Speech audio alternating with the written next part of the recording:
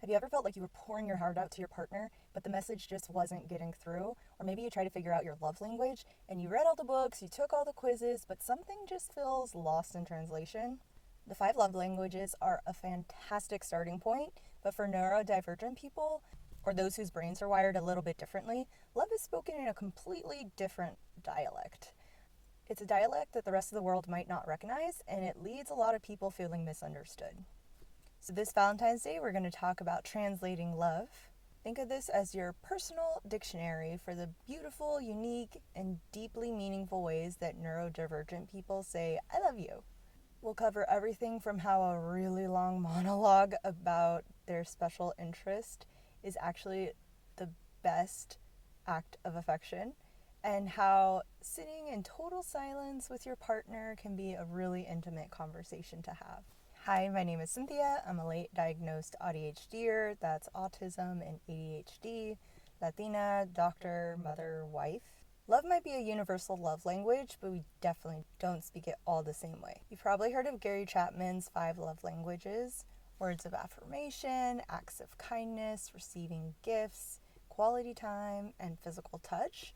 But what happens when your brain filters all these things through sensory sensitivities and deep-seated special interests and energy levels that go up and down like a roller coaster? For the neurodivergent community, these classic love languages get a really neuro-specific remix. It's not about throwing out the old model, it's about expanding it to include expressions that are more direct, practical, and sensory focused. It's about finally having the words to describe the love that was there all along, just waiting to be understood. So let's dive into the core 5 neurodivergent love languages. Number 1, info dumping. This is what neurotypical people would call words of affirmation. This might be one of the most misunderstood love languages. This is when someone shares all the information about one of their special interests, often in incredible detail and at great length. And sometimes we don't know you're getting bored. To an outsider, it might look like a lecture or a one-sided conversation about the political intricacies of the fantasy novel that they're reading, or why axolotls are completely amazing, or the fascinating lives of octopuses. Octopuses? Which one is it now? And how they like to punch things.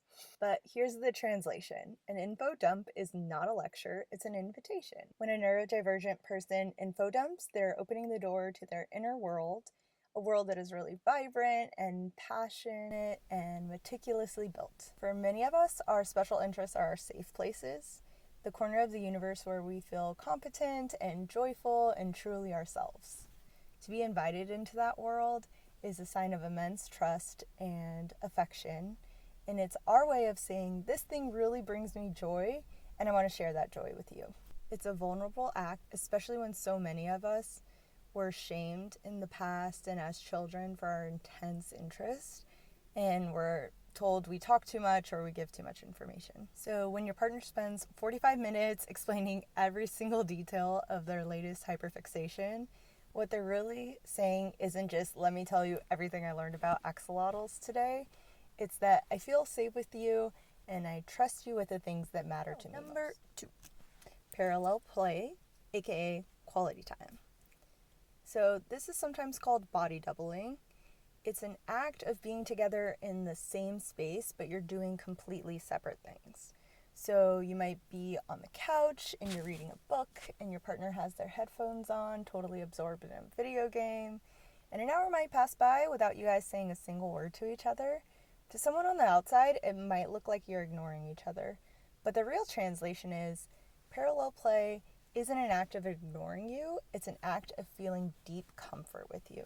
It's a quiet declaration that says, your presence is calming and safe, and I can fully unmask and relax and recharge in my own way without the pressure of having to make conversation. For many neurodivergent people, they find that the constant social interactions are really draining, and this is the ultimate form of quality time for them. It's a shared solitude that is deeply regulating. For those with ADHD, just having another person or a body double in the room can make it easier to focus on a task that they would otherwise struggle with. So when your loved one is perfectly content just to exist in the same room as you, the message is profound. It's a silent, I love you. And with you, I don't have to be on all the time. I can just be. And that is the greatest gift you could ever give me. So we just covered 2 of the most common neurodivergent love languages. Does the excitement of info dumping or the quiet comfort of parallel play ring any bells? Let me know down in the comments which ones resonates with you. Number 3, support swapping, aka acts of service. This expression of love is rooted in practical realities of life, especially the idea of spiky profiles or spoon theory. Spoon theory is a metaphor that you have limited energy or spoons throughout the day, and every task you have takes up a different amount of spoons. And a spiky profile means your skills can be a little uneven. So you might be a genius at complex problem solving, but you get completely overwhelmed by having to make a phone call. Does anyone remember having to make a phone call to the pizza delivery person as a kid and just getting completely frazzled and having to practice it in their head 10,000 times? And then you have to freak out and write it all down? No, just me. Okay. Support swapping is a beautiful collaborative dance of swapping tasks that you each have the energy level for. So support swapping isn't just being helpful, it's about deep, attentive, and reciprocal care. It's about recognizing your partner's limitations without judgment and your strengths and filling up their gaps. It goes far beyond the generic acts of service. It's a highly personalized form of care that says, I see you, I see where you're struggling today, and I got you. It's one partner saying, I know calling the pizza delivery man freaks you out, so I'll do that for you. Or I know you don't like scheduling appointments, so I'll schedule that appointment. I'm running low on physical energy, so you can handle the dishwasher today. It's not about keeping score, it's an act of profound love and mutual support. It's a constant affirmation that you guys are a team and you're making the world more accessible for each other.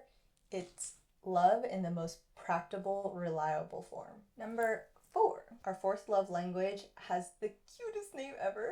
It's called penguin pebbling. The name comes from the Gentoo penguins who search for the smoothest, most perfect pebble to present to their potential mate. It's not about the value of the gift, it's the specific thought and effort that went into finding that one perfect pebble. For neurodivergent people, penguin pebbling is giving us small, often unconventional, but deeply meaningful gifts that show that that person is on your mind. So let's translate. A penguin pebble isn't just a random object, it's a meticulously sought out token of affection. We may take notes throughout the year of things you like and write a detailed, heartfelt message and cards to convey our emotions to you. Sometimes it can be a little hard to verbalize them. A penguin pebble could be a cool looking rock you found on a walk.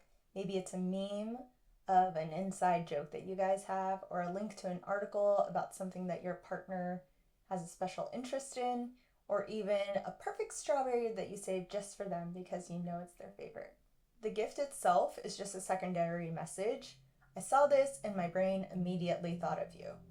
In a world full of noise, my mind noticed this tiny little detail and connected that tiny detail to you. This love language is born in an interest-based attention system. When a neurodivergent person is interested in someone, they often notice the really small details about them that nobody else does.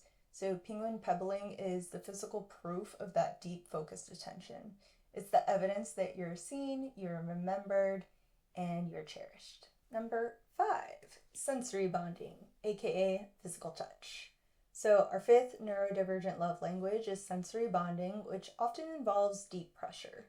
The traditional love language of physical touch can be a little difficult for people who have sensory sensitivities.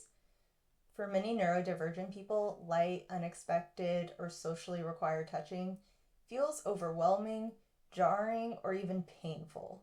If you grew up in a Brown family, you know what I mean. You have to hug all the aunts and uncles and cousins and give them kisses when you get there and when you leave, and that could take a whole 10 minutes to do. Because of this, affectionate touch is shown in ways that are deeply regulating and grounding.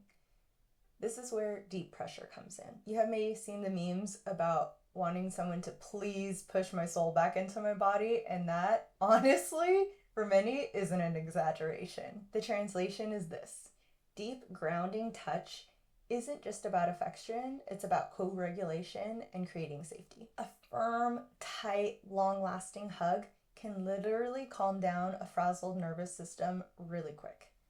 For my daughter, she always wants me to give her a little squeeze hug before I drop her off at school. The comfort of your partner's leg on you when you guys are on the sofa together can be more soothing than any words sometimes. This type of physical touch can provide proprioceptive input, which tells your brain where your body is in space, and it creates a space of calm and security. It is love expressed in a physical way. It's a way of saying, I'm here, I'm solid, and you're safe with me.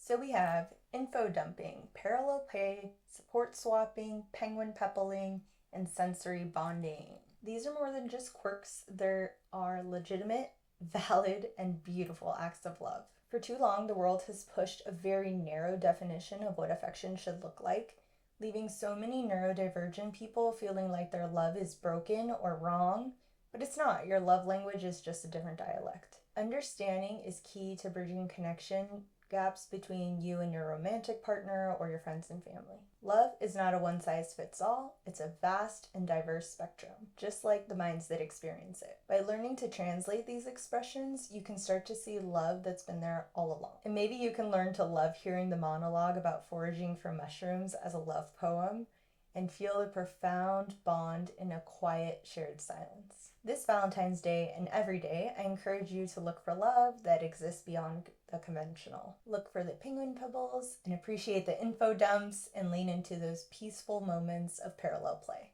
Bonus round! Here's some extra bonus examples of the way neurodivergent people show love. Problem solving. So autistic people love to identify and solve problems for their partners. This comes from our logical brain and our strong sense of right and wrong. Even if our neurotypical partner might not always want the solution when they're venting. Please tell your neurodivergent loved one if you just want us to listen or if you want us to help you. And that'll help cut down on a lot of miscommunications, and we both know what to expect. Unmasking. Allowing your partner to be completely themselves, unfiltered, even if it involves dysregulation, is a profound act of love. This shows a deep level of comfort and trust, and masking is a lifelong coping mechanism for autistic individuals, and it's really exhausting. Specific acts of care and attunement. This goes kind of along with acts of service and problem solving. Remembering the small details, researching solutions to their problems, ensuring your partner has their favorite sensory-friendly item. It's knowing what helps and what hurts your loved one and acting on that knowledge. It's the process of being deeply present, emotionally connected, and in harmony with another person by tuning into their inner world, emotions, and energy. It involves validating, mirroring, and responding to another one's experiences, fostering feelings of being seen, understood, and valued. You're filling in those unspoken needs. You can also help by reducing sensory input and creating a sensory-friendly space. Noticing. So you might notice a haircut or their change in behavior or tone, or if they're allergic to something or really like something, things they do when they're happy or things they do when they're sad, and the food and drinks that they like to have together. Visual communication. This involves using visual aids to convey ideas or emotions, or just sending a picture of something that reminded you of them to say, hey, what's up? Which of these neurodivergent love languages is your primary way of showing or receiving love? Share your story in the comments below. Let's build a library of experiences so more people can feel seen and understood. And if this helped you translate the language of your own heart or the heart of somebody you love, please like, subscribe, and share it with somebody who you think might benefit from it. There's a guy over there staring at me. All right,